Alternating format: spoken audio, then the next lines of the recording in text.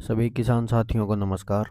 आज हम बात करेंगे गेहूं की सबसे बेस्ट 10 वैरायटीज की और उनकी उपज के बारे में। सबसे पहले हम बात करेंगे DWB 296 कर्ण ऐश्वर्या। यह वैरायटी पंजाब, हरियाणा, दिल्ली, राजस्थान, पश्चिमी उत्तर प्रदेश, जम्मू कश्मीर के कुछ हिस्सों, जम्मू और कठुआ जिला को छोड़कर हिमाचल प्रदेश, उत्तराखंड में जो है ये वैरायटी उगाई जाती है। आगे हम जितनी भी वैरायटीज की बात करेंगे वो सभी वैरायटीज इन जिलों के लिए उपयोगी हैं। यह किस्म सूखे के प्रति काफ़ी सहनशील है। इसकी उपज क्षमता रहती है 83.3 क्विंटल प्रति ढाई एकड़ और इसकी औसतन उपज रहती है 56.1 क्विंटल प्रति ढाई एकड़, केवल 2 सिंचाई के साथ। यह पीले, भूरे और काले रस्ट ये अन्य रोगों के लिए प्रतिरोधी है, मतलब उनको सहन करने की क्षमता है, रोग नहीं आने देती। फिर आती है हमारी DWB 327 कर्ण शिवानी। DWB 327 की उपज रहती है हमारी 79.4 क्विंटल प्रति ढाई एकड़ और अगर सही समय पर सिंचाई और उर्वरक अगर सही दिए जाएं तो ये 87 क्विंटल के लगभग प्रति ढाई एकड़ के हिसाब से ये उपज दे सकती है। इसका बुआई का समय रहता है 20 अक्टूबर से 5 नवंबर। फिर आती है हमारी DWB 332 कर्ण आदित्य। इसकी औसतन उपज रहती है 78 क्विंटल प्रति ढाई एकड़ और संभावित उपज रहती है 83 क्विंटल प्रति ढाई एकड़। यह वैरायटी स्ट्राइप और लीफ रस्ट मतलब पत्ता जलन रोग के लिए अत्यंत प्रतिरोधी जो है मानी गई है। फिर आती है हमारी DWB 303 कर्ण वैष्णवी।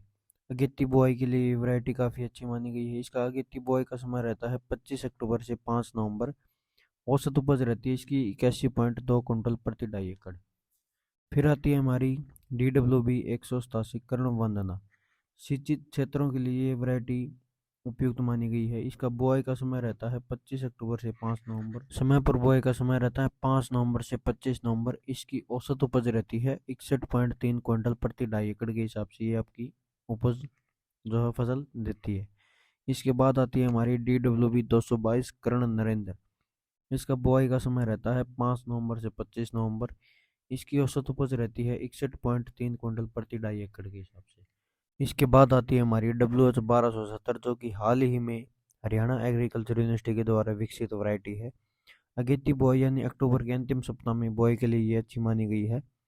किस्म की औसत उपज रहती है प्रति ढाई एकड़ 75.8 क्विंटल और इसकी अधिकतम उपज 91.5 क्विंटल प्रति ढाई एकड़ के हिसाब से तक जो है ये फसल अपनी उपज दे सकती है।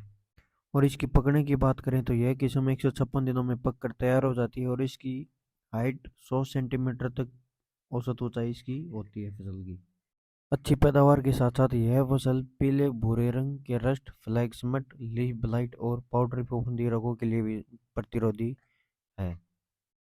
इसके बाद हम बात करेंगे PBW 771। यह वैरायटी अधिक उपज देने के साथ साथ पत्ती और स्ट्राइप रस्ट मतलब पत्ती के ऊपर जो पीलापन आता है, जंग टाइप जो की समस्या दिखाई देती है, उसके लिए काफ़ी अधिक प्रतिरोधी है। बुआई का समय इसका रहता है देरी से बुआई के लिए वैरायटी है सिंचित क्षेत्रों के लिए। इसकी औसत उपज रहती है 54 क्विंटल प्रति ढाई एकड़। पकने का समय रहता है 120 दिन। इसके बाद हम बात करेंगे HD 3226। इसकी औसत उपज रहती है 57.5 क्विंटल प्रति ढाई एकड़, जबकि अनुवांशिक क्षमता उपज रहती है 79 क्विंटल प्रति ढाई एकड़। और इसमें पीले भूरे काले रस्ट के लिए जो है अत्यंत प्रतिरोधी वैरायटी जो है बताई गई है यूनिवर्सिटी के द्वारा। बीज की मात्रा इसकी रहती है 100 किलोग्राम प्रति ढाई एकड़ के हिसाब से और बुआई का समय इसका रहता है 5 नवंबर से 25 नवंबर तक किसान भाई इसकी बुआई जो है कर सकते हैं। फिर बात करेंगे हम HD 1620 की। इसका बुआई का समय रहता है 25 अक्टूबर से 5 नवंबर तक।